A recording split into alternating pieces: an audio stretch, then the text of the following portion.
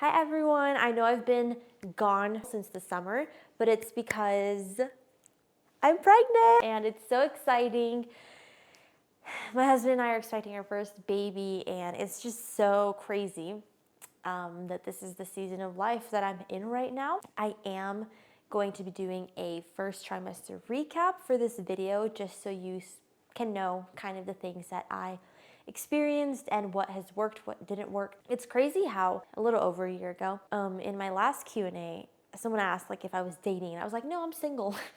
Are you dating anyone? I'm open to the possibility of getting married very soon. Just learning more about like what it means to be a wife and all that and what I really want in a man. The answer is no. I'm not dating anyone at the moment. And then I met my husband literally a month after that video. And then we got engaged and then we got married and now we are expecting our first baby. I'm gonna be talking about symptoms, things that I dealt with, things that I didn't actually deal with, how I sort of knew that I was pregnant, how we told our family, that there's a funny story there, and just my whole approach to pregnancy, and then some books that I've been reading, and then also the supplements that I've been taking. This is my bump right now. I'm not in my first trimester anymore. I am very much in my second trimester, almost towards the end. I actually did not throw up my entire first trimester. I only threw up once, and it was actually because I did not eat after a workout. The only thing that I ate was a little tomato from the garden. Acidic foods can actually upset your stomach, especially during pregnancy in that first trimester where your body's just really figuring out what to do. In order to not feel nauseous or to not throw up, I needed to do the following. I needed to hydrate the entire day. So drink tons of water with electrolytes and minerals in them. And then the following day, I wouldn't feel nauseous. Now in my second trimester, I don't have to eat as soon as I wake up. I feel fine if I wait an hour before I eat.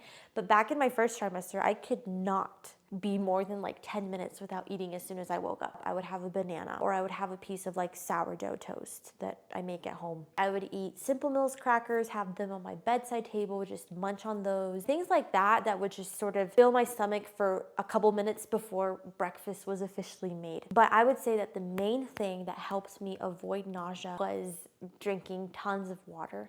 And then the next day I wouldn't feel that nausea. I remember one time crying in bed to my husband because I was like, this is so overwhelming.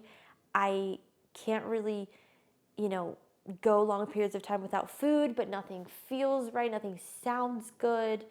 But if I don't eat, I get nauseous. And then, in order to avoid nausea, I have to eat, but I don't want to. Like, it was a lot. But we overcame. And if you're going through that, you will overcome too. It's fine. One of the hardest things in pregnancy in that first trimester is protein aversion. That's very common. I never had an issue with eggs. I've eaten eggs my entire pregnancy. Everything's been fine. What I did have an issue with was like red meat, which is crazy because red meat is full of so many nutrients. But your body's digestion isn't the same when you're pregnant. Your digestion slows down. What I did was I would take HCl and I would take about 2 to 3 capsules of those before lunch and before dinner. Just mentally knowing that I had that to sustain and sort of strengthen my stomach a bit and my stomach acid made me more optimistic and more attracted to the idea of, oh, okay, I will have some ground beef or I will have some steak or I will have a hamburger. So yeah, red meat has a ton of nutrients, tons of vitamins and minerals that you need for a healthy baby and a healthy pregnancy, but it can be hard to want to eat it because your stomach is just weaker. It's normal, like everything is sort of changing, and so you definitely want to give your body a little bit of help. And for me, HCl helped. So I've had a ton of mucus, more than normal. Usually in the mornings is when I really, have to drain. But that's kind of TMI.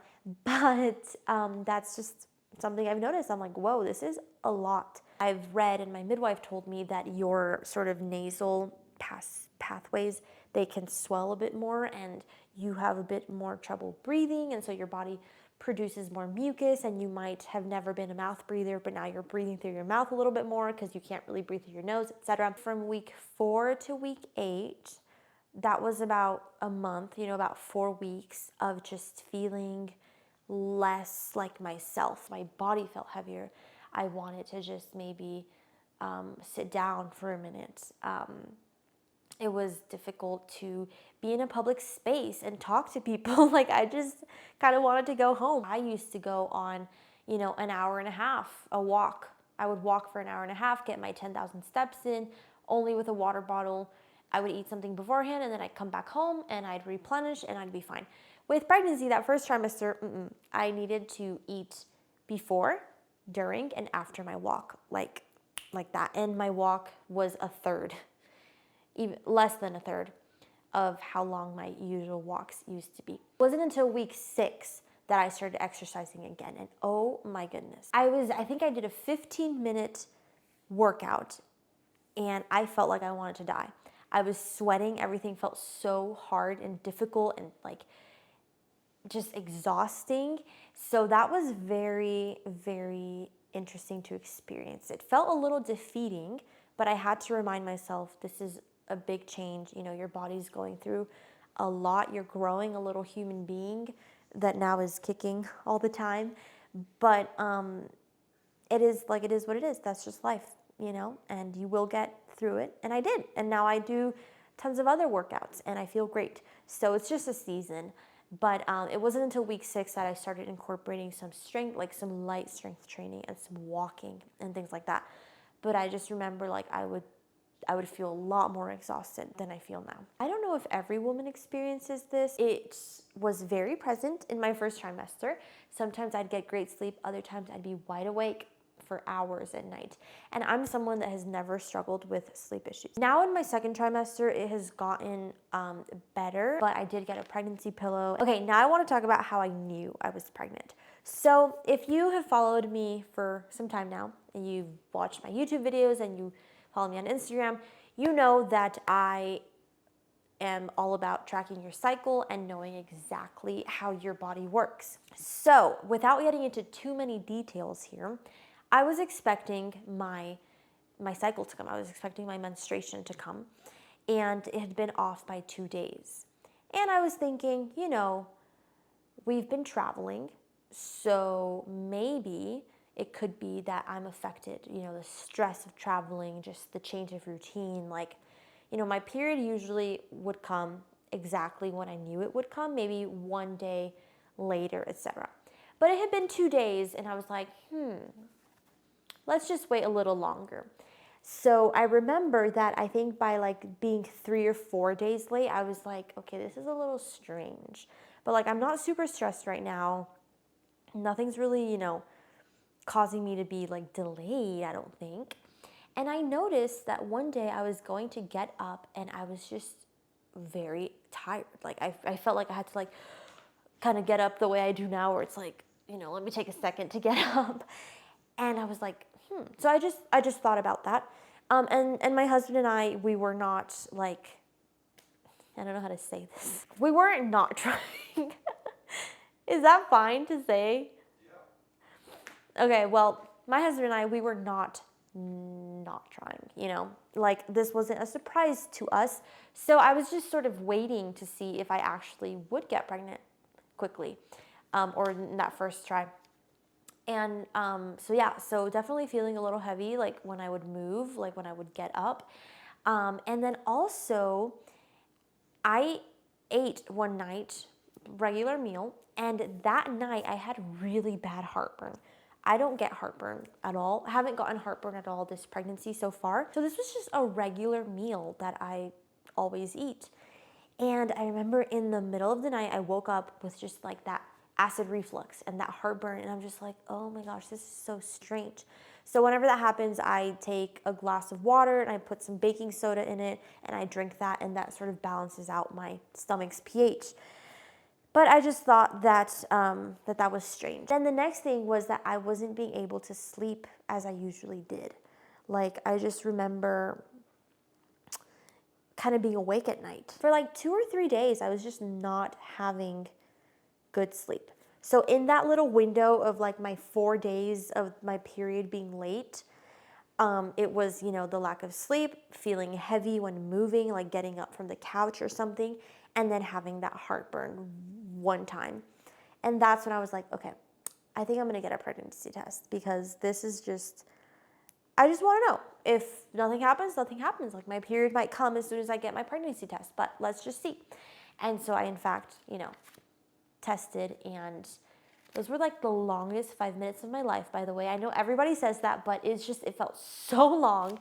So it was actually positive. I was like excited, but I was also like, whoa, I can't believe this actually happened. And so then later that day, I told my husband, and he was in shock. We were both in shock for like a week, I think. It's a big life event that's gonna happen. So it was just shocking for us, and we had to process it, but we were very excited. When it came to telling our families, some of them suspected, others were totally shocked. It was really funny when I told my in-laws, because that was actually the only time that I threw up.